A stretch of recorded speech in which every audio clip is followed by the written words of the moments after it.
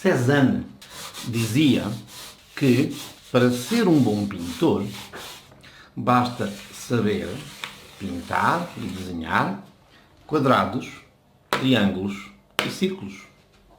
E depois Picasso veio dar-lhe razão, veio concordar.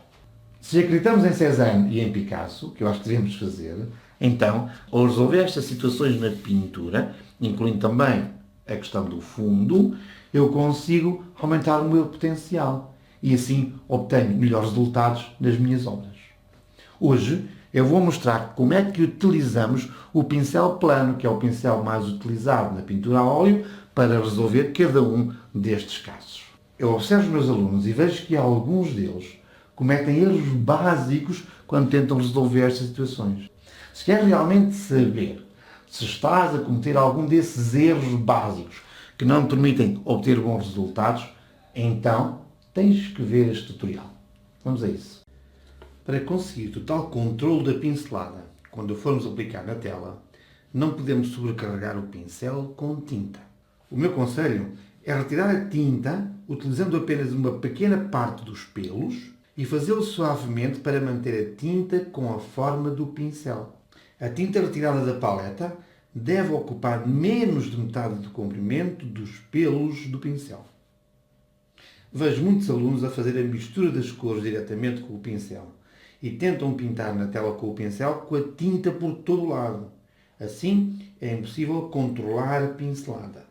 No pincel que tem a tinta amarela, que foi retirada com cuidado, podemos ver a forma definida do pincel plano, enquanto que, no pincel com que retiramos a tinta verde, a forma deste pincel está agora completamente irregular e descontrolada.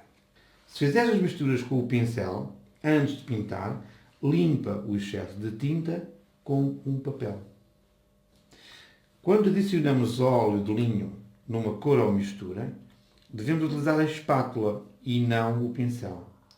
Depois de bem misturada, podemos então retirar a tinta do extremo da mistura e nunca do centro. Vamos então ver como é que, depois de termos colocado corretamente a tinta nos pelos do pincel, se transporta essa tinta para a tela. Temos as três formas que Cézanne defende que são fundamentais e então vamos começar a preencher pelo fundo. Um dos erros a evitar, que eu vou fazer aqui, é colocar a pincelada em cima do risco dos contornos que queremos fazer. O que é que acontece aqui? O que acontece aqui é que este rebordo, esta tinta que está aqui neste contorno, que depois vamos pintar os nossos objetos, é demasiada tinta porque o pincel veio sobrecarregado, veio com tinta da nossa palete. E depois, quando nós pintarmos, já vamos ver isso, quando nós pintarmos este quadrado, este excesso de tinta vai ser difícil de controlar, vai criar uma mistura, vai sujar a nossa cor do cubo. Como é que se resolve? Quando formos colocar o nosso pincel na tela, não começamos no contorno, começamos afastado do contorno. Para quê? Para que depois, quando aproxima a pincelada do contorno, este contorno já não tem excesso de tinta. Assim, quando pintar o cubo, esta zona de ligação com a tinta não vai trazer grandes problemas. Vamos aproveitar que este risco está torto. Se o risco está torto, se nós vamos fazer pinceladas pequeninas, ou seja, mesmo assim pequeninas, e depois começo a fazer pinceladas pequeninas, estou a contornar e a fazer um risco pouco perfeito. Aquilo que devo fazer, tal qual como um traço de lápis sai correto, aquilo que eu tenho que fazer na pintura, e vamos utilizar aqui este, vamos corrigir, é, sim senhor, não começar no traço, começar afastado, ir aproximando o pincel do risco e vamos fazendo traços como se estivéssemos a fazer um lápis. Quando nós terminarmos esta nossa pincelada, temos um risco perfeito. Porquê? Porque treinamos o traço desde o lado, e quando chegamos aqui a esta zona, não começamos aqui e temos maior controlo sobre isto. Agora que está aqui em branco, tenho pinceladas verticais, como faço os traços. Coloco a pincelada no lado, estou a mostrar-vos aqui um bocadinho, provavelmente se estivesse a fazer a pincelada estaria a fazer assim à frente da câmara, mas estou a fazer assim para vocês verem. Portanto, traços verticais, vou-me aproximando do contorno que quero marcar. Comecei mais aqui afastado para não saturar o risco com a cor, e depois vou aproximando, e quando concluir o meu traço, eu tenho o contorno bem definido. E vamos fazer aqui outro erro também que é muito vulgar, que é aquilo que não se deve fazer aqui junto aos contornos com tinta a mais, também não se deve fazer junto ao extremo. Então, quando eu colocar a pincelada, e aqui para cobrir esta parte, o que eu vou fazer também é colocar a pincelada longe do extremo e depois arrasto a pincelada para o resto e construo assim o meu fundo. Temos o quadrado, ainda não pintámos o quadrado, mas temos os contornos do quadrado, traços. E a gente já vê como é que depois se trata os cantos interiores do quadrado. Aqui no triângulo, este traço aqui é o traço horizontal, fazemos exatamente da mesma maneira. Colocamos a tinta, vamos aproximando, é como se fosse a parte de baixo de um cubo. Portanto, este traço é feito da mesma forma, exatamente. Agora, os outros traços, a única diferença que há é que eu vou ter que fazer aqui diagonais, mas é exatamente a mesma questão. Pronto, vou começar a diagonal afastado ligeiramente, para que depois, quando comece a empurrar a tinta para o meu contorno, e só estou a tratar do fundo, este fundo pode ser a primeira camada, mais tarde volto lá, mas o que eu quero é que este fundo me defina completamente os contornos dos objetos que estou a fazer. Aquilo que eu estou a fazer é um traço que neste caso é oblíquo neste sentido, e neste caso é oblíquo neste sentido, começando também mais afastado, porque eu tenho que controlar o traço que estou a fazer na direção correta, neste caso, para fazer a peça triangular. Vamos tratar aqui da nossa circunferência. Aqui o que eu tenho que fazer também é criar aqui o mesmo tipo de pincelada, só que eu não consigo, num pincel plano, não consigo mudar a mão para fazer os contornos. Então tenho que o fazer por partes, com o mesmo cuidado. Tenho que fazer riscos na minha circunferência. E estou a falar do contorno. Aqui o contorno da circunferência, se eu estou a fazer riscos separados, agora já estou a mudar a posição do pincel, porque o pincel espatulado, o pincel plano, não se utiliza inclinado. O pincel plano a parte plana tem que estar sempre apoiada, tem que sempre estar apoiada na nossa tela. E por isso, mesmo aqui em circunferências, a parte plana tem que estar, no fundo, orientada com o eixo da esfera. Vou buscar mais tinta, sempre tendo cuidado de trazer apenas metade, menos até de metade, 1/3 dos pelos do pincel coberto. E mais uma vez, um pouco ligeiramente afastado. A pincelada é redonda, mas temos que endireitar o pincel para que a parte plana nos permita controlar a tinta que nós aplicamos na nossa tela. Okay, vamos pintar todo o fundo. Vou utilizar sempre o pincel também com pinceladas horizontais ou verticais. Não vou zigue-zaguear. Posso, aqui nos cantos, cruzar as pinceladas, mas tem que ser coerente e manter as pinceladas ou horizontais, sempre com a parte plana, ou verticais, e vou esticando, sempre com a tal cuidado de ter o meu pincel com pouca tinta. Temos aqui o nosso pincel de amarelo, e vou então pintar o nosso quadrado, o interior do quadrado. Aquilo que vamos fazer é exatamente a mesma coisa. Pincelada horizontal ou vertical, conforme vos der jeito.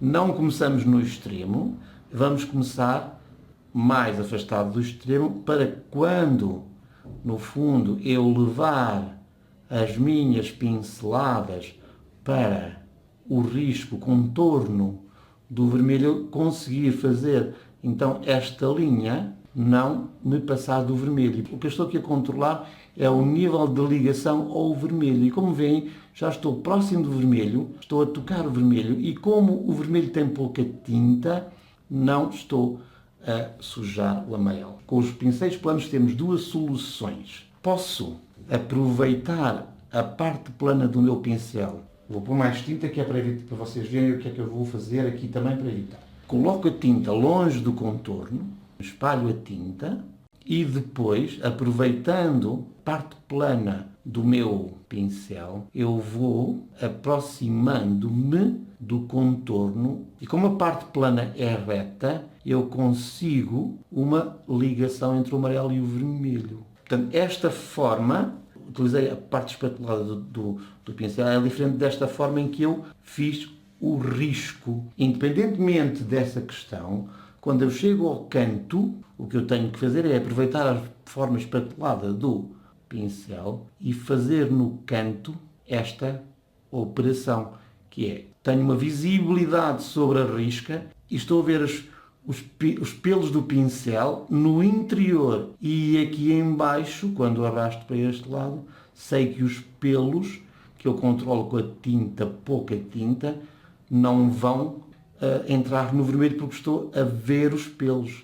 Eu tenho que ter uma visão livre, tenho que ver livremente os contornos de vermelho. Não posso fazer isto aqui com o pincel porque estes pelos estão a tapar o risco. Então o que é que eu tenho que fazer? Tenho que inverter a posição do meu pincel, vendo na parte de baixo os pelos. Quando eu chego aqui ao meu risco lateral direito, eu também estou a ver o risco vermelho e sei que não está a entrar no vermelho.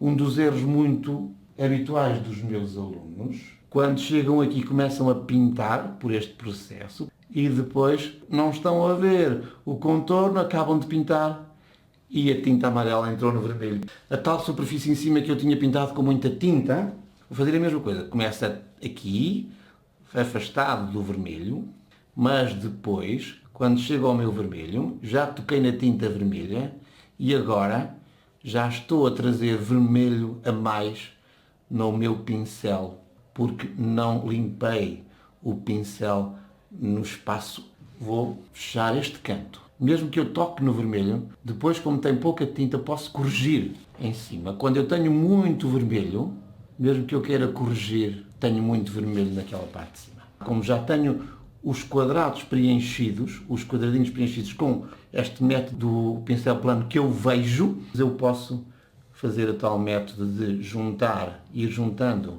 com traços como se estivesse a fazer desenhos até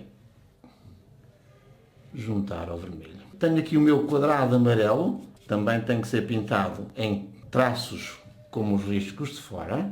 Agora vamos pintar este triângulo. E o triângulo tem aqui alguns problemas, que é... Problemas não, é uma diferença que é... Estes ângulos já não são ângulos retos, os ângulos do interior. Portanto, eu já não posso fazer aquela utilização completa da espátula, porque se eu chegar aqui a um vou fazer mal. Se eu chegar aqui e tentar utilizar aqui o nosso plano achatado do pincel, eu vou cometer o erro desta linha, né, a linha da espátula, vou exagerar aqui, sai. Não quero isso. Então, como é que eu resolvo esse problema? Primeira questão, sempre a tinta mais longe do cantinho. E agora, o que eu vou fazer é colocar o meu pincel no cantinho, mas agora vou fazer o esquema torto, ou seja, afasto o pincel. Não entorto o pincel continua sempre direito relativamente a esta linha, mas tiro na diagonal para não ir a linha reta. E depois, quando vier pintar esta linha, faço exatamente o mesmo. Coloco o pincel, vamos ver se conseguimos ver, se não temos que fazer depois lá em cima melhor. Coloco o meu pincel, o canto do pincel no canto e depois afasto-me.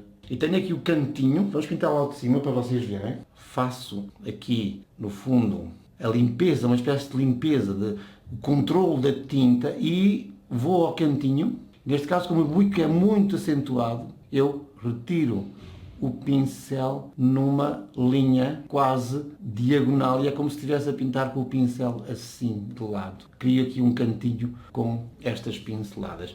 E agora sim, tenho duas hipóteses para esta linha, tal qual como tive para aquela, ou faço o aproveitamento do meu pincel achatado desta linha. Agora reparam que eu já não estou a pôr o pincel direito.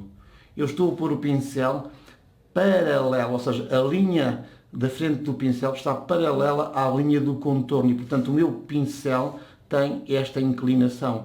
E quando eu fizer deste lado, o meu pincel vai ter esta inclinação para ficar aqui direitinho face a esta linha. Aproveitando esta linha reta do pincel espatulado, posso ir fazendo a minha linha ou então aproveitar o facto daqueles cantos já estarem pintados e ir esticando a minha tinta pelo contorno com traços interiores, mas isto só com o canto pintado, para poder controlar isso.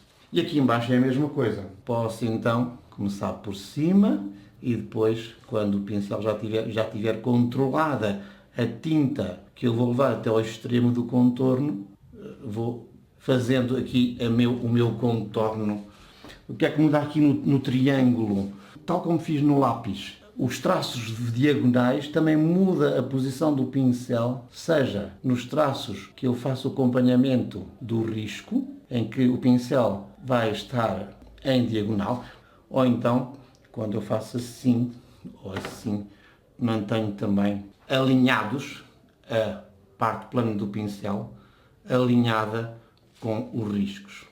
Vamos começar a pintar a nossa bola. Começo no meio, estou a pintar traços horizontais e verticais. Aqui no centro da bola, para espalhar a tinta, eu poderia também fazer traços circulares. Só que ao fazer traços circulares aqui no meio, o que eu estou a fazer é distorcer os pelos do pincel e isso eu não quero, por isso é que faz estes erros, porque a força que eu aplico num lado, quando os pelos se torcem, é muito diferente. Cria estas más impressões quando virei o pincel numa determinada posição, porque os pelos estão a fazer uma pressão diferente. Quando eu faço assim, horizontal e vertical, num pincel plano, o que eu estou a fazer é controlar a pressão. Mesmo numa esfera, eu faço traços verticais e horizontais. Não posso levar isso até ao extremo, porque senão não consigo controlar o contorno da esfera com os traços.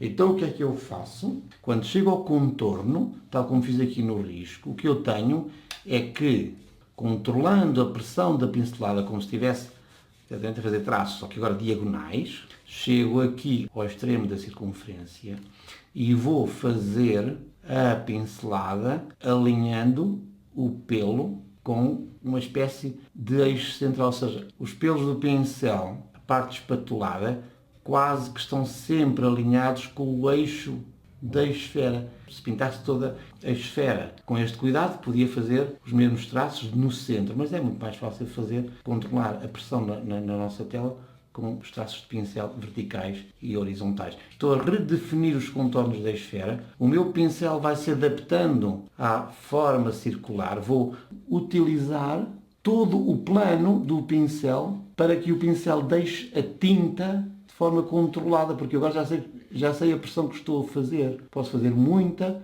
ou pouca, mas estes riscos têm sempre na parte que eu estou a colocar o pincel, têm sempre a zona plana regular e totalmente assente na tela. Treino o risco cá fora, se for preciso, para depois juntar, não é? Isto é um risco redondo, também temos de treinar os riscos redondos. Mas tenho que manter o pincel arredondado. E agora posso, em função do que eu entender, e claramente, se eu quiser, posso criar também, com o mesmo tipo de pincelada, não é? Aqui uma zona de luz. E o pincel, como vê, sempre a espátula, sempre a zona espatulada, sempre a zona plana a coincidir, a trabalhar na minha esfera. Se eu quiser com o vermelho no lado oposto criar uma sombra, crio uma sombra com os mesmos princípios, não é? Não coloco logo a sombra aqui no extremo do contorno, coloco aqui para controlar, no fundo, a tinta que eu depois levo até ao extremo com as pinceladas, com as tais pinceladas com planas controladas. Tudo isto com o pincel espatulado, utilizado corretamente. Primeiro, ter em conta os objetos que estou a pintar, procurar o mais fácil, que é as pinceladas horizontais e verticais, ter cuidado com os contornos. No caso do triângulo, sim senhor, vou ter que orientar o meu pincel exatamente da mesma forma, mas tive que ajustar a inclinação do pincel à inclinação das minhas faces do triângulo. E depois aqui na bola também aproveito a simplicidade das pinceladas horizontais e verticais, mas depois no fim faço os contornos tanto externos como os internos, mas sempre com o cuidado de ter a zona plana do pincel perfeitamente ajustada à forma do objeto que estou a pintar. É isto que César nos queria dizer. Sabendo pintar e desenhar corretamente estas formas, o quadrado, o triângulo e o círculo, eu consigo pintar qualquer coisa. E agora, com aquilo que eu vos ensinei, pintar corretamente com o pincel espatulado vai nos ajudar muito a conseguir obter excelentes resultados. Toma nota destes 13 erros numa folha. Coloca essa folha bem visível. E depois, quando pintares, tu vais verificar que cometes sem saber alguns desses erros. Marca nessa folhinha. E depois tenta conscientemente não os cometer. Bem, se achaste este vídeo útil, então este tutorial é para ti. Não o podes perder, ok? Bem, dá o teu like se ainda não fizeste, subscreve o canal e ativa o sininho para ver outros tutoriais neste canal, porque já sabes, se queres aprender, este canal tens que ver. Obrigado.